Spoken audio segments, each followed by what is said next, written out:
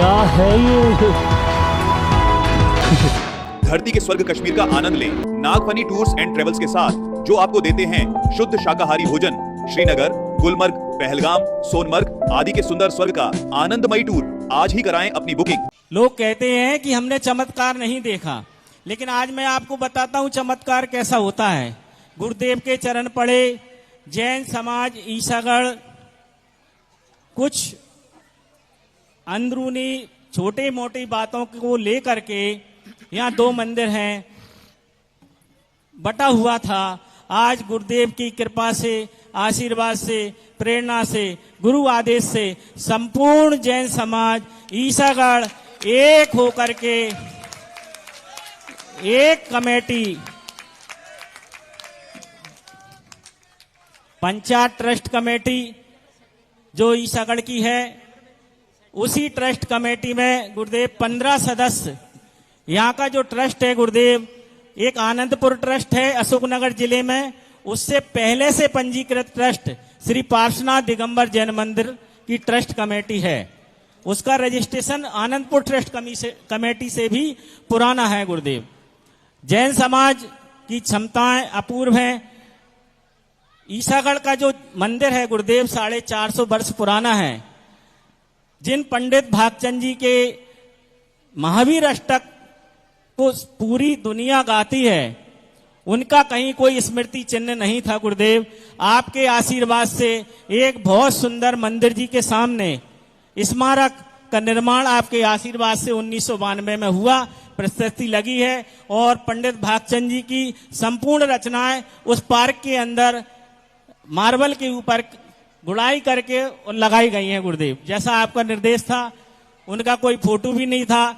आपके आशीर्वाद से, प्रेरणा से, जैसा आपके स्मरण में आया वैसा चित्र बना करके, मूर्ति बनवा करके वहां स्थापना की गई है गुरुदेव। आपके पास समय बहुत कम था, आज उस पार्क को आप नहीं देख पाए।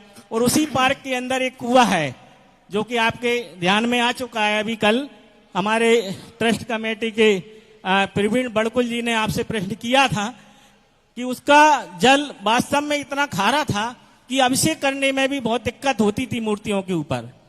लेकिन आपका आशीर्वाद, आपको बताया, आप कुएं तक गए, आपने देखा और आप चले गए। गुरुजी ने कुछ किया ही नहीं। ये क्या हुआ भैया? सब लोग अरे गुरुजी आए, देखे, चले गए।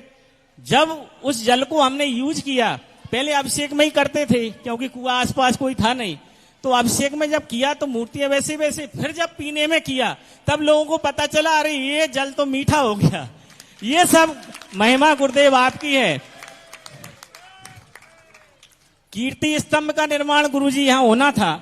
पद्म सागर जी महाराज ने वर्ष 2016 में चतुर्मास किया, प्रेरणा दी, लेकिन कीर्ति स्तंभ के निर्माण के लिए 3 स्थान चयनित किए गए गुरुदेव।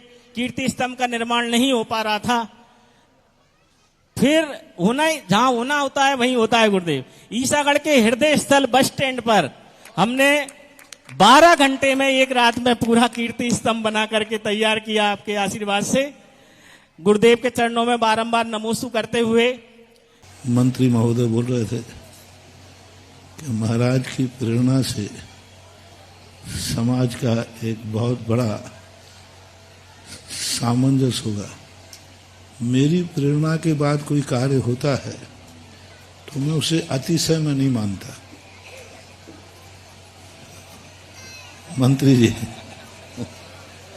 मेरी प्रेरणा से जो काम होता है वो अतिशय से नहीं मानता, वो तो मेरी मेहनत है। सुनो सुनो सुनो, बता रहा हूं मैं, इसका रहस्य बता रहा हूं। जो मेरी प्रेरणा से होता है उसे मैं अपनी मेहनत मानता हूं, मेहनत से हुआ। लेकिन यहां मेरी मेहनत से नहीं हुआ, मेरे आने मात्र से दोनों अपने आप मिलकर के आ गए। प्रेरणा मुझे देने ही नहीं पड़ी। मैंने तो पूछा क्यों भाई, क्या बात है? बोले हो।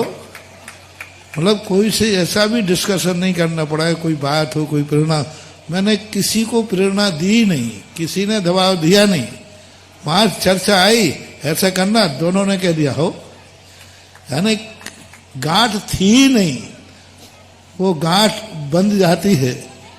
एक बार का राजस्थान की एक कहानी है गांठ थी नहीं, गांठ होती तो फिर तो मुझे खोलना पड़ती, फिर काटना पड़ती, फिर पता नहीं कितनी मीटिंग करना पड़ती। लेकिन बहुत खुशी है मुझे, ईसागढ़ में कोई गांठ है ही नहीं आपसी में। तो राजस्थान में एक कहानी है कि बहुत सारे ऊंट थे, 10 ऊंट थे, रस्सियां 9 थी, तो 9 रस्सी तो बांध दी। अब बेटा था, बोले पापा एक रस्सी तो है ही नहीं, अबे 10वें ऊंट को कैसे बांधे? बोले ऊंट के लिए कोई रस्सी चाहिए पड़ती क्या? तो उसने कहा चल मेरे साथ चल। तो वो ऊंट चरवाहे ने एक रस्सी ऐसी करी, उसके उसमें यूं करके कील ठोकी और यूं कर दी। ऊंट ने देख लिया कि मैं बंध गया। अब सुबह उठ करके लड़के ने सारे ऊंट हाँक दिए। अब वो ऊंट वहां से जावे ही नहीं, और ये इसलिए नहीं खोल रहा है कि ये बंधा ही नहीं है, और ऊंट इसलिए नहीं जा रहा है कि अभी मुझे तो खोले नहीं। अब वो बहुत प्रयास करे लेकिन वो कहे नहीं, पिताजी ये ऊंट तो जा ही नहीं रहा। बोले बेटा उसको खोला कि नहीं खोला? कि वो तो बंधा ही नहीं है। बोले यही तो पागल है तू। ऊंट ने कह देख लिया कि मैं बंध गया हूं, तो जब तक तू खोलेगा नहीं वो, तो बस वो गया, यूं किया, ऊंट चल दिया। बोलो गांठ लगी थी या नहीं लगी थी? ये मन की थोड़ी बहुत फितूरी थी, और ईसागढ़ की मुझे बहुत खुशी हुई। नहीं तो बहुत इतनी मेहनत करना पड़ती है, और रतिराम तो हमारे परम भक्तों में हैं, बहुत अच्छे। उनका तो, क्योंकि मेरा सिद्धांत है कभी भी कोई मंदिर बनाओ, खूब बनाओ, जम के बनाओ, लेकिन उसे कभी अपने कब्जे में, अपने परिवार के कब्जे में नहीं रखना। कभी खूब बनाओ। हम तो करोड़ों करोड़ों रुपए के मंदिर बनाते हैं, सेठ लोग हमारे आशीर्वाद से स्वयं बनाते, पंच कल्याणक करते हैं, मंदिर बनाते हैं, पंचगणा गज्जे चलाते हैं, लेकिन हम इसको स्पष्ट कहते हैं मंदिर को अपने अधिकार में नहीं रखना। मंदिर सूर्य को अपनी कस्टडी में रखना ठीक नहीं। इसलिए मंदिर बना करके सबको समाज के लिए समर्पित कर देना चाहिए, और ऐसे समर्पित करना चाहिए कि मैं तो समाज को समर्पित करता हूं, समाज की अनुमति हो जाए तो मैं दर्शन कर लिया करूंगा। पूजन अभिषेक है, समाज, हम लोग समाज को दे रहे हैं। अब समाज अनुमति दे देवे कि हाँ आप दर्शन पूजन कर लें तो कर लूंगा, नहीं करेंगे तो वो कहीं और बना लूंगा, दूसरा बना लूंगा। ये समर्पण होना चाहिए मेरी भाषा में। और आज रतिराम उनके पूरे परिवार ने खुशी खुशी जो मंदिर बनाया, 30-35 साल मेरे आशीर्वाद से बना, सब नक्शा भी मेरा ही था, सब कुछ था। और आज वह पूरी, मेरा एक ही सिद्धांत है, ललितपुर समाज बैठी है, एक उदाहरण है भारतवर्ष में ललितपुर समाज कि ललितपुर समाज के अंदर जो भी चीजें, जितने मंदिर हैं, 25-30 जो भी हैं, सब एक ही झंडे के नीचे रहते हैं, एक ही पंचायत होती है। कोई भी जमीन खरीदी जाएगी पंचायत के नाम होगी, कोई भी प्रतिष्ठान खुलेगा पंचायत के नाम होगा। और चुनाव भी क्या होते हैं कि पार्लियामेंट के चुनाव भी गए हैं, लेकिन गर्व यह है कि एक ही झंडा है। और एक ये ललितपुर का एक ऐसा आदर्श है, सारी संपत्ति, कोई दूसरा वहां है ही नहीं। 1-2 संस्थाएं हैं तो वे समाज से उपेक्षित रहती है। वहां की ललितपुर का इतिहास है कि वहां कोई भी प्रतिष्ठान सामाजिक खुलेगा तो दिगंबर जैन पंचायत के तहत ही खुलता है। और वही मैं, ईसागढ़ बहुत छोटा सा है, लेकिन आज के बाद मैं इसलिए कि जो भी ईसागढ़ में कोई भी प्रतिष्ठान बने वो सब सकल दिगंबर जैन पंचायत ट्रस्ट जो भी है उसके अंतर्गत हो, और एक ही झंडा हो और एक ही आवाज हो। और अभी इन्होंने बताया कि अब यहाँ का ट्रस्ट बहुत पुराना है, और ट्रस्टी भी जो 15 चुने जाते हैं वो पूरी समाज बैठ करके चुनती है। समाज बैठ जाती है कि भाई 15 में से किसको लेना है तो ले लेते हैं। बस ये बहुत अच्छी चीज है। और आज रतिराम जी के परिवार के लोग, अपना मंदिर बहुत अच्छा मंदिर है, बहुत बढ़िया। आज भगवान जी विराजमान होना थे, मैं विराजमान करने गया, जब ये बात बनी तो हमने कि अब मैं रतिराम परिवार के व्यक्तिगत रूप से विराजमान करने की अपेक्षा अब उस वेदी पर भगवान सकल दिगंबर जैन पंचायत विराजमान करेगी। अभी तक सब आय व्यय उनके परिवार के लोग जो रख रहे थे, अब पूरा आय व्यय चाबी आज से, कल से ही, सुबह से ये पूरा कार्यभार पंचायत संभालेगी। गुल्लक भी, सब जो कुछ भी है सब, और इसका दान पत्र रजिस्टर लिखा जाएगा। इनका परिवार दान पत्र में आएगा कि इन्होंने मंदिर बना करके जमीन से, सुने पहले सुने, जमीन बनाकर, मंदिर बना करके इनकी जमीन थी और समाज को समर्पित किया। वहां पर इन्होंने मंदिर बनाया, इसका एक पाटिया लगाया जाएगा और वेदी पर इन्होंने निर्माण किया, उस पर नाम आएगा और एक पाटिया लगाया जाएगा कि यह मंदिर इन्होंने बनाकर, निर्माण करके समाज को समर्पित किया। समाज का सर्वाधिकार रहेगा, उनके परिवार का उस पर किंचित मात्र भी आज के बाद कोई अधिकार नहीं रहेगा।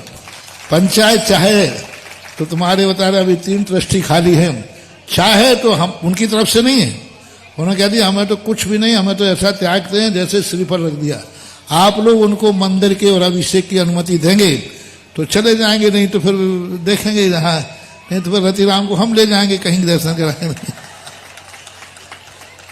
तो ऐसा करके बहुत वात्सल्यपूर्ण सारे लाइफ में मैं इसलिए ले रहा हूं, जिन जिन लोगों ने भारत में सामाजिक मंदिर बनाए, संस्थाएं बनाई, वो अपने व्यक्तिगत कब्जों से मुक्त होकर के सकल दिगंबर जैन समाज को समर्पित करो।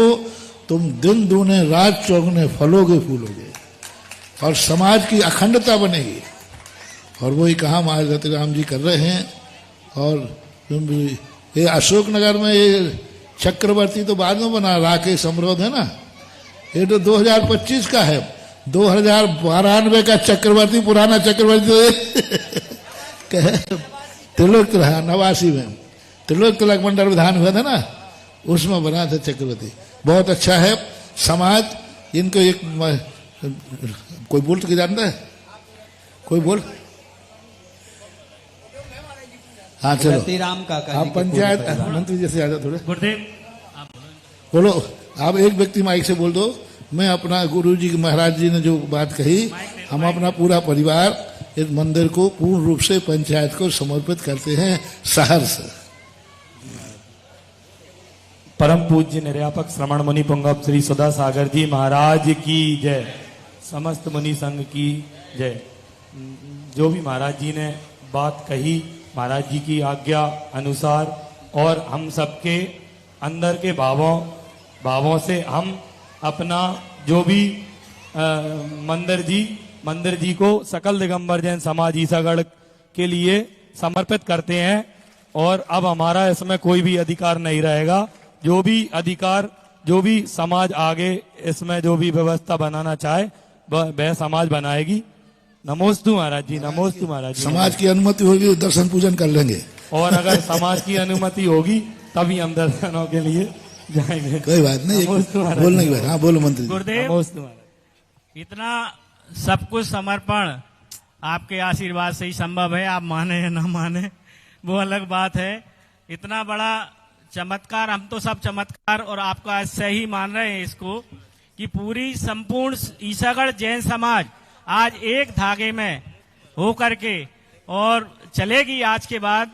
ये आपका ही आशीर्वाद है गुरुदेव।